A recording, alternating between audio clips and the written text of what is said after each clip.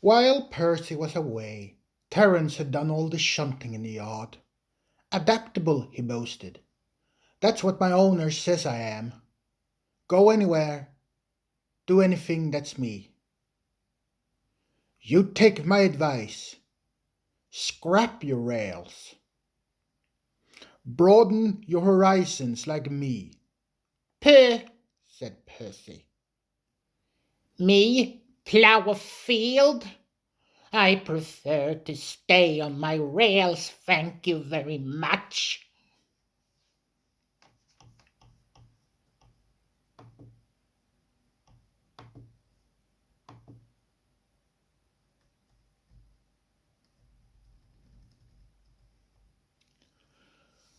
Some steam engines really did plough, once upon a time, chuckled Terence, and ran on roads.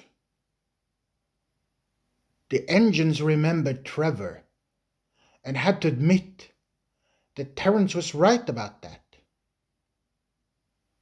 Repairs to Mavis took longer than expected, and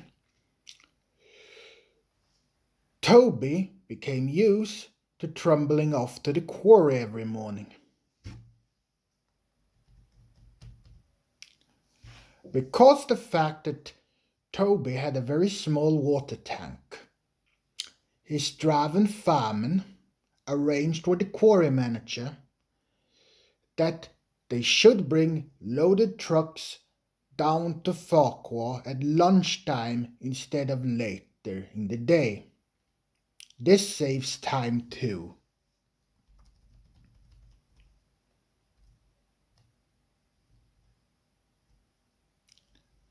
For Toby, who would otherwise have needed an extra journey to fill his water tank.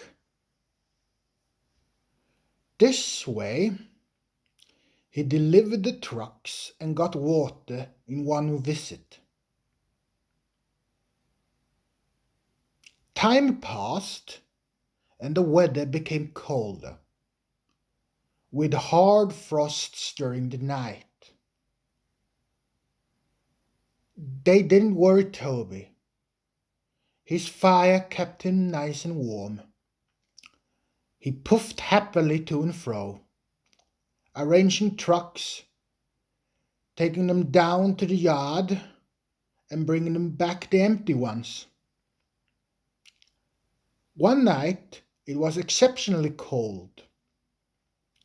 The ground froze, and even Toby felt chilly.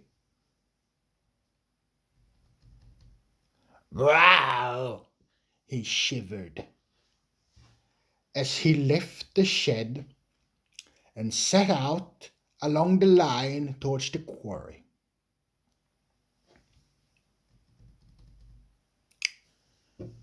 When the ground freezes, it swells.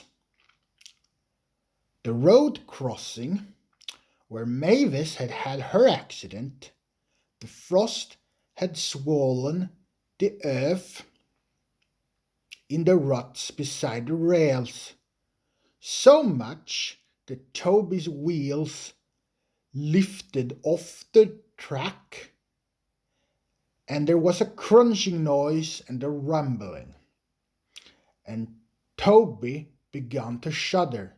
He was horrified. "Whoa!" he exclaimed.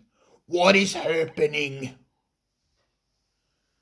The line curves away from the quarry, but Toby, with no rails to guide his wheels, simply went straight on.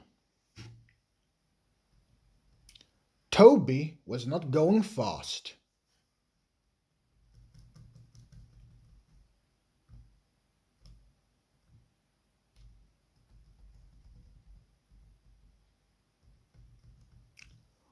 "Whoa there, Toby," said his driver at once, and put on the brakes as hard as he dared. Toby stopped with all 6 wheels firmly on the roadway. "Oh dear," he said, looking at the grass in front of him. "Now what do we do?"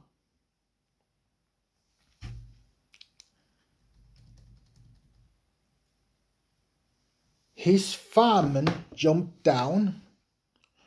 "No problem," he said. "With care, we will have you back on the rails in no time." "I don't see how," said Toby sadly. Directed by the fireman, the driver carefully reversed Toby along the routes that his wheels had made. At last, with a thud and a jolt, Toby felt the rails safely beneath his wheels once more. He heaved a sigh of relief.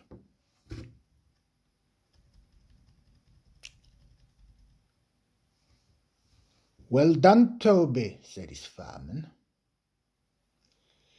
"I'll spare a few hot ashes from your fire along there so it won't happen again.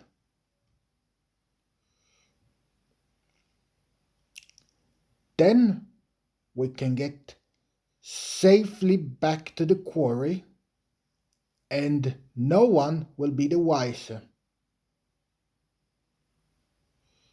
But they had reckoned without the fat controller. When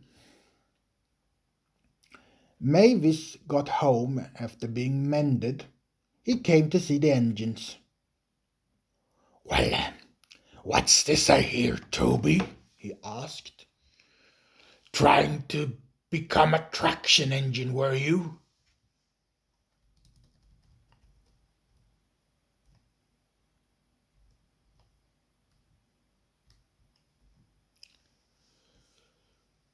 Toby blushed, but the fat controller wasn't cross. Toby told him about Terence. The fat controller laughed. "Ha ha ha ha ha ha! If I were you," he said, "I should leave the roads to what they were made for. You stay on the rails. You find 'em much more comfortable for a tram engine like you." Toby was quick to agree.